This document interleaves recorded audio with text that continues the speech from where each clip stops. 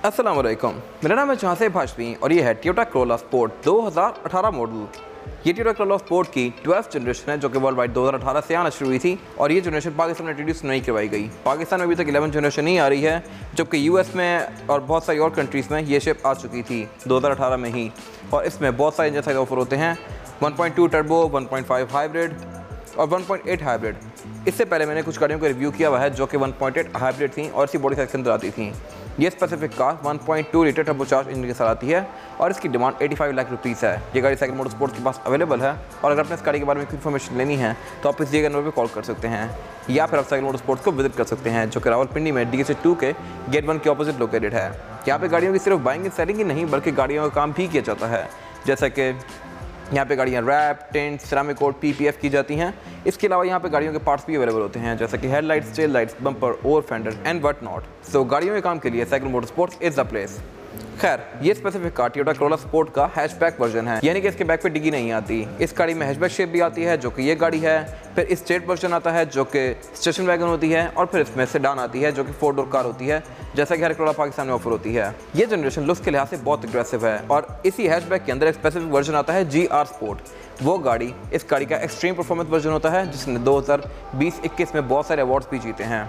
खैर, अगर बात कीजिए स्पेसिफिक गाड़ी की तो ये 1.2 टर्बोचार्ज इंजन के साथ आती है और इसमें ऐसी बहुत सारी चीज़ें दी गई हैं जो कि इस गाड़ी को टोयोटा क्रॉस के साथ साथ लेके जाती है। ये सब चीज़ें मैं इस रिव्यू में कवर करने वाला हूँ। Overall it's a great car and today I am going to review it. Let's start with the exterior of this car. ये टोयोटा कोरोला स्पोर्ट 2018 मॉडल का फ्रंट लुक है जो कि मेरे ख्याल से लुक्स के लिहाज से बहुत ज़्यादा एग्रेसिव है। इसके फ्रंट पे जो हेडलाइट्स दी गई हैं ये एक एक्स की शेप देती हैं प्रॉपर और इसकी लुक मेरे ख्याल से बड़ी मज़ेदार है। इसकी हेडलाइट्स काफ़ी पॉइंटी सी हैं। इसके जो बड़े वर्जन होते हैं 1.8 हाइब्रिड वाले उनमें DRL भी आती होती है, बट इस गाड़ी में यहाँ पे एक पार्किंग दी गई है। और उसके अलावा इस गाड़ी की पूरी ही हेडलाइट्स LED वाली हैं, इसमें सारे LED पॉइंट्स दिए गए हैं और इंडिकेटर भी इस गाड़ी में LED में ही आता है। इसके अलावा अगर बात की जाए फीचर्स की तो फीचर यहाँ पे इस गाड़ी में बहुत सारे दिए गए हैं। इस तरह से कि इसमें फ्रंट पे पार्किंग सेंसर्स भी आते हैं और बैक पे भी। फिर इस गाड़ी में रडार भी आता है और इसके अलावा इसके फ्रंट पे एक C का बैच दिया गया है जो कि शो करवाता है कि ये गाड़ी कोरोला का स्पोर्ट वर्जन है। इसमें कोई ब्लू लाइनिंग नहीं आती क्योंकि ये गाड़ी हाइब्रिड नहीं है। जो गाड़ियाँ हाइब्रिड होती हैं उनमें ब्लू कलर की लाइनिंग भी आती होती है। फ्रंट इस गाड़ी का इस जनरेशन की हर टोयोटा की गाड़ी जैसा है। इसमें बहुत बड़ी ग्रिल दी गई है फ्रंट पे और इसके अलावा स्पेसिफिक कार में फॉग लैम्प के स्लॉट भी ब्लैंक आते हैं।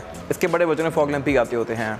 अगर बात की जाए साइड प्रोफाइल की तो ये भी पूरी ही कार की तरह काफ़ी एग्रेसिव है। इसके साइड पे करेक्टर लाइंस काफ़ी स्ट्रॉन्ग दी गई हैं जो कि फ्रंट फेंडर से टेल लाइट से कंटिन्यू करती हैं। खैर, लुक्स के लिहाज से इस कार का मेरे ख्याल से कोई मुकाबला नहीं है। इस कैटेगरी की अगर और गाड़ियाँ देखी जाए तो CT 200H हैं, किया सोनिक है और ये गाड़ी है और मेरे ख्याल से लुक्स के लिहाज से this car is a clear winner. इसके अलावा इस गाड़ी के साइड में काफ़ी फीचर अच्छे हैं। ये गाड़ी लॉक अनलॉक करने के साथ साथ फोल्ड अनफोल्ड होते हैं और इसके अलावा इसमें इंडिकेटर भी आते हैं। इसके अलावा इस गाड़ी मेरे 16 इंचेस के हैं और इसके टायर का साइज़ भी अलग अलग आता है जो कि मैं आगे कवर करूँगा। इसके अगले टायर छोटे हैं, पिछले टायर बड़े हैं जैसे कि मोस्टली लग्जरियस कार्स में होता है। इसके अलावा इसमें क्रोम की फ्रिल्स दी गई हैं आसपास और आप इस गाड़ी को दोनों ही साइड से लॉक अनलॉक कर सकते हैं लाइक दिस। इसमें सॉफ्ट लॉक आता है और ये दोनों साइड पे दिया गया है। ये मेरे ख्याल से एक मज़े की चीज़ है। इसकी साइड स्कर्ट्स भी लुक्स के लिहाज से काफ़ी मज़े की हैं। ये बॉडी से थोड़ी बाहर आ रही हैं और इसकी लुक में कंप्लीट सा टच कर रही हैं। अगर साइज़ के लिहाज से बात की जाए तो ये गाड़ी विड्थ वगैरह से थोड़ी बड़ी है साइज़ में। CT 200 इस साइज़ की आती है। ये गाड़ियाँ बेसिकली सेडान और एक हैचबैक की बीच की चीज़ होती हैं। ना ये गाड़ियाँ क्रॉसओवर हैं, ना ये गाड़ियाँ SUV हैं, ना ये गाड़ियाँ बिल्कुल एक छोटी हैचबैक हैं और ना सेडान है। साइज़ के लिहाज से ये गाड़ियाँ बहुत सारी सेडान के बराबर हैं। अगर आप इसको साथ खड़ा करें तो ये गाड़ी तकरीबन सिटी जितनी ही होगी और चौड़ाई में भी ये सिटी जितनी ही है, लेकिन क्योंकि इसमें डिग्गी नहीं आती तो आप इसको हैचबैक कह सकते हैं। इसके बाद अगर बात कीजिए इस गाड़ी के रेयर लुक की तो ये भी पूरी ही कार की तरह काफ़ी एग्रेसिव है। इसके बैक पर टेल लाइट्स अगेन फ्रंट की तरह ही आती हैं जो कि काफ़ी पॉइंटी हैं। इसमें भी ये डिफरेंट पॉइंट्स दिए गए हैं और ये पूरी टेल लाइट लावा LED लैंप के साथ आती है। इसी तरह इसमें रिवर्स भी और इंडिकेटर भी LED में दिया गया है। इसके अलावा बैक पे भी काफ़ी फीचर आते हैं। इस तरह से कि इसके रेयर बम्पर के अंदर पार्किंग सेंसर दिए गए हैं। बैक पे इसमें विंडशील्ड वॉशर भी आता है, स्पॉइलर भी आता है, स्पॉइलर के अंदर ब्रेक लैंप भी आता है, रेयर ग्लासेस के प्राइवेसी वाले हैं। और इसके अलावा अगर बात कीजिए इस गाड़ी की ट्रंक कैपेसिटी की तो ट्रंक को लॉक करने के लिए एक नीचे यहाँ पर रिलीज किया गया है। इससे आप इस गाड़ी की ट्रंक को लॉक करेंगे लाइक दिस और ये इस गाड़ी की ट्रंक कैपेसिटी जो कि कोई बहुत ज़्यादा स्पेशियस नहीं है। यहाँ पे 4 या 5 लोगों का लगेज आसानी से आ सकता है और ट्रंक के अंदर ये बूट सेपरेटर भी दिया गया है जिसको आप डिटैच भी कर सकते हैं डेफिनेटली। इसके अलावा इस नीचे के लिए उठा के आप इस गाड़ी की टूल किट एक्सेस कर सकते हैं। इस गाड़ी में स्पेयर टायर नहीं आता। स्पेयर टायर का यहाँ पे वेल दिया गया है बट इसमें इन्फ्लेटर किट आती है, स्पेयर टायर इटसेल्फ नहीं आता। इसके अलावा इसका जो टोयोटा का मोनोग्राम है इसके नीचे यहाँ पे हिडन कैमरा दिया गया है तो ये मेरे ख्याल से एक अच्छी इंटीग्रेशन है रियर कैम की। इसी तरह इसका टोयोटा का मोनोग्राम जो है ये बेसिक सा है। हाइब्रिड कार्स में ये ब्लू में आता है। बाकी कोरोला स्पोर्ट की बैजिंग और इसके अलावा यहाँ पे कुछ खास नहीं आता। इसके बारे में बात की इस गाड़ी के इंटीरियर की, तो इंटीरियर इस गाड़ी का काफ़ी हद तक टोयोटा कोरोला क्रॉस से मिलता है। कोरोला क्रॉस बेसिकली एक क्रॉसओवर एसयूवी है जो कि साइज में से बहुत बड़ी होती है, और कोरोला स्पोर्ट का इंटीरियर भी काफ़ी हद तक वैसा ही आता है। इसका डैशबोर्ड बहुत सारी लेयर्स में है, मल्टीपल लेयर्स हैं इसकी। ऊपर जो लेयर है ये सारी सॉफ्टवेयर मटेरियल में है, और नीचे इसका ये सारा लेदर दिया गया है, जो कि मैं अभी कवर करूँगा आगे। फिर अलग बात की जिस गाड़ी के स्टीयरिंग व्हील की, तो स्टीयरिंग व्हील इस गाड़ी का 3 स्पोक है, और इसमें बहुत सारे डिफरेंट कंट्रोल्स दिए गए हैं। इसमें लेफ्ट स्पोक पे जो कंट्रोल्स दिए गए हैं ये इस गाड़ी के मल्टीमीडिया सिस्टम के हैं। जो राइट स्पोक पे कंट्रोल्स दिए गए हैं, यहाँ से आप इस गाड़ी के क्रूज वगैरह को इनेबल डिसेबल कर सकते हैं। क्रूज इस गाड़ी में अडॉप्टिव आता है, क्योंकि इस गाड़ी में रेडार भी आता है, जो कि अगेन मेरे ख्याल से एक अच्छी चीज़ है। फिर यहाँ पे लेन डिपार्चर असिस्ट भी दिया गया है। इसके अलावा एयरबैग भी इस गाड़ी में 8 आते हैं। एक एयरबैग स्टीयरिंग के अंदर माउंटेड है, एक डैशबोर्ड के अंदर, 4 पिलर्स में, और 2 सीट्स के साइड पर। इसके अलावा अगर बात कीजिए इस गाड़ी के मीटर की, तो मीटर इसका काफ़ी हद तक बेसिक सा ही है। इसमें 2 मेन डायल दिए गए हैं। लेफ्ट वाला डायल आरपीएम का है, राइट वाला डायल स्पीडोमीटर का है, जो कि मेन डायल है। इसके अलावा राइट पे एक एमआरआई डिस्प्ले दिया गया है, जो कि बेसिक सही है। ऐसा एमआरआई डिस्प्ले यूजुअली मीटर्स के बीच में आता होता है, बट इसमें साइड पे अलग से दिया गया है, और ये बिल्कुल स्ट्रेट ही है 4.2 इंचेस का। यूजुअली साइड पे जो आ रहे होते हैं डिस्प्लेस वो राउंड होते हैं, कर्व में होते हैं, बट इसमें बड़ा बेसिक सा दिया गया है।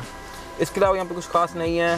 डैशबोर्ड इस गाड़ी का बहुत सारी लेयर्स में है। ऊपर वाली लेयर्स की सॉफ्टवेयर मटेरियल में है, और नीचे वाला लेयर्स का लेदर की फिनिश में है, और इसके बीच में ये स्टिचिंग दी गई है, जो कि इसकी लुक पे एक अच्छा टच करी है।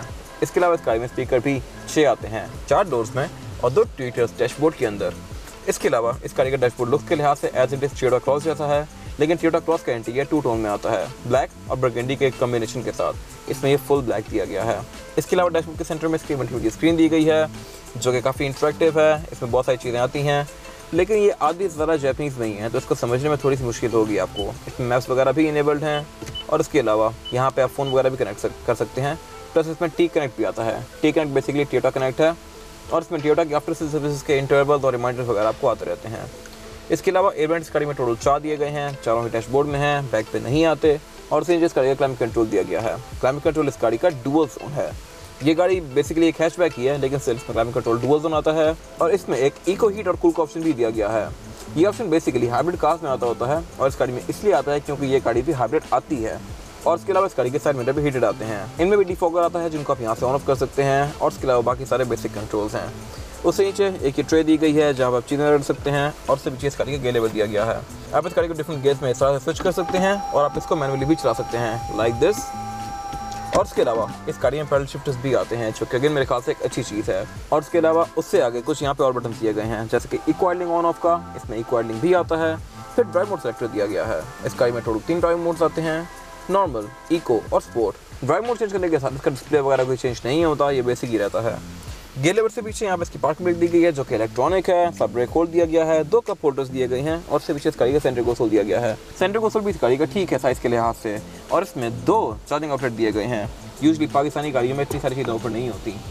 इसके अलावा अगर बात कीजिए इस गाड़ी की सीट्स की, तो सीट्स भी इस गाड़ी की फैब्रिक की फिनिश में ही है, लेकिन ये डुअल कॉम्बिनेशन में है। इसमें सेंटर में एक टेक्सचर सा दिया गया है, और बाकी सारी सीट नॉर्मल फैब्रिक की फिनिश में है। इसके अंदर अगेन स्टिचिंग कंटिन्यू करती है, जो कि इसको एक अच्छी लुक दे रही है। इसके अलावा इसकी रूफ बेसिक ही आती है, इनमें कोई सनरूफ वगैरह नहीं आती, बट टोयोटा की मोस्टली प्रीमियम कार्स की तरह इस गाड़ी के अंदर भी एरा ग्लोनस दिया गया है। सेंटर में यहाँ पे एक ये बटन दिया हुआ है रेड कलर का एम्बुलेंस का, जो कि इमरजेंसी रिस्पॉन्स सिस्टम है, और ये जापान में काम करता है डेफिनेटली। इसके अलावा इसमें केबल लाइट्स दी गई हैं, जो कि हेलोजन में आती हैं, बेसिक सी हैं। और इसके अलावा इस गाड़ी की चारों ही विंडो सिंगल टैप वाली हैं, यानी कि आप इनको सिंगल टैप से फुली रोल डाउन या रोल अप कर सकते हैं। और इसके अलावा इस गाड़ी के साइड मिरर भी रिट्रैक्टेबल आते हैं, यानी कि आप इनको गाड़ी के अंदर बैठ के फोल्ड अनफोल्ड भी कर सकते हैं। इसके अलावा इस गाड़ी की हेडलाइट्स जो हैं ये ऑटोमेटिक फीचर के साथ आती हैं, यानी कि ऑटोमेटिकली ऑन या ऑफ होंगी रात और दिन को सेंस करके। इसके बारे में बात की जाए इस गाड़ी में रेयर पैसेंजर के लिए सीटिंग कैपेसिटी की, तो बैक पे रेयर पैसेंजर की सीटिंग कैपेसिटी भी इस गाड़ी में ठीक है, बहुत ज़्यादा स्पेशियस नहीं है, लेकिन यहाँ पे 2 लोग आसानी से बैठ सकते हैं। मेरे पास यहाँ पे लेग रूम का भी बिल्कुल कोई इशू नहीं है, और ना ही हेडरूम का। हेडरूम भी इस गाड़ी के अंदर काफ़ी स्पेशियस है। इसके अलावा बैक पे यहाँ पे कप होल्डर्स भी आते हैं डोर्स के अंदर, और इसके अलावा इसकी रेयर विंडोज़ भी सिंगल टैप वाली हैं, यानी कि आप इनको सिंगल टैप से फुली रोल डाउन या रोल अप कर सकते हैं। और इसके अलावा सेंटर में एक ये पॉकेट टाइप की आती है, सेंटर में इसके ज़रा सा एक हम्प किया गया है, तो यहाँ पे थर्ड पर्सन को पावर रखने में थोड़ी सी मुश्किल होगी। और इसके अलावा हैचबैक होते हुए भी इस कार के अंदर एक सेंटर कंसोल दिया गया है, जो कि मेरे ख्याल से काफ़ी अच्छी चीज़ है। इसको आप एज एन आर्मरेस्ट यूज़ कर सकते हैं, और इसमें 2 कप होल्डर्स भी आते हैं। इसके अलावा बैक पे यहाँ पे 3 हेडरेस्ट दिए गए हैं, आइसोफिक्स के पोर्ट्स दिए गए हैं, सीट बेल्ट आती हैं, ये सीट फोल्डेबल हैं। और उसके अलावा इस गाड़ी में हैंड रेस्ट भी चारों के पास दिए गए हैं, चारों डोर्स में। ये एक अनयूजुअल चीज़ है, जापानी कार्स में यूजुअली बैक पे भी नहीं आ रहे होते, सिर्फ फ्रंट पैसेंजर का आता है। फिर मोस्टली कार्स में ड्राइवर के पास हैंड रेस्ट नहीं होता, बाकी तीनों के आते हैं। इस गाड़ी में चारों के लिए दिए गए हैं, ये मेरे ख्याल से एक अनयूजुअल चीज़ है। इसके बाद अगर बात की जाए इस गाड़ी के इंजन की, तो स्पेसिफिक कार में जो इंजन है ये 1.2 लीटर टर्बोचार्ज्ड है।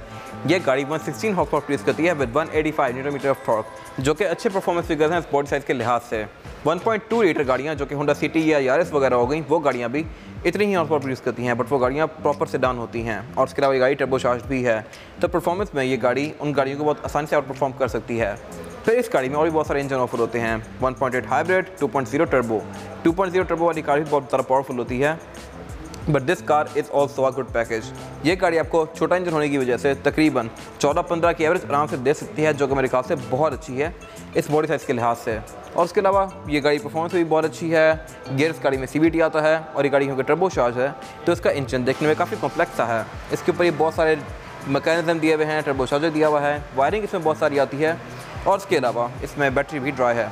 इसके अलावा इस गाड़ी का बोनट स्टैंड से ओपन होता है, इसमें कोई इंस्टॉलेशन नहीं दी गई, जो कि होती तो मेरे ख्याल से अच्छी बात थी। और इसके अलावा इस गाड़ी में ABS भी आती है, ट्रैक्शन कंट्रोल भी आता है, lane departure assist, radar, EPS, electronic power steering और बहुत सारी ऐसी चीज़ें आती हैं जो कि इस गाड़ी की राइड को अच्छा बनाती हैं। इसके बाद अगर बात की जाए इस गाड़ी के टायर साइज़ की, तो टायर साइज़ कोरोला स्पोर्ट के अंदर फ्रंट पे 195, 65 और 16 आता है और बैक पे 205, 55 और 16 आता है।